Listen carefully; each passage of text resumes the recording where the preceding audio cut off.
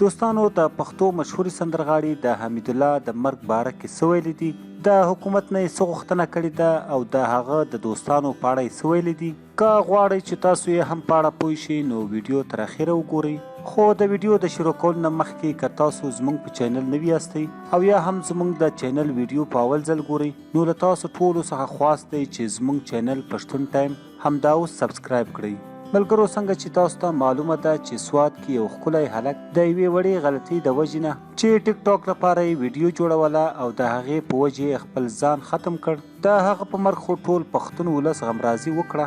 خو نن د پښتو مشهورې سندرغاړي نازي اقبال هم د حمید الله د مرګ باره کې څه داسې خبرې وکړې. ویل یې چې دا هر څه شوي دي دا ټول په ناپوهۍ کې شوي دي. نازي اقبال ویل چې زه خبره شوم چې حمید الله د مور او پلار یو زوی و او 3 خویندې یې درلودې او پلار یې په ډېر نازونو غټ کړی و او د یوې وړې غلطۍ له وجې یې پلار د ډېره لویه سزا ورکړه او مور پلار یې ډېر پریشانه دي. هغې وویل چې کله ما د پلار انټرویو وکتله نو ډېره زیاته خفه وم او ډېر زیات مې وژړل.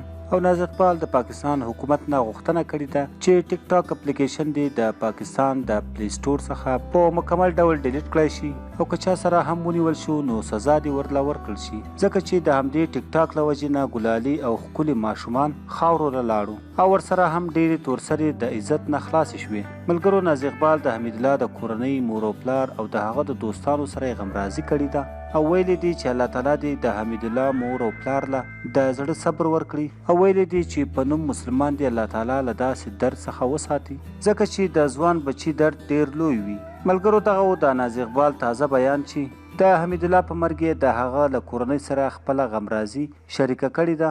که غواړئ چې تاسو سره دغسې معلومات وخت په وخت نور هم شریک کړو نو زموږ چینل پښتون ټایم همدا اوس سبسکرایب کړئ او خوا کې ورسره ګنټي نشان ووهئ تر څو زموږ نوي ویډیوګانې تاسو ته په وخت ورسیږي.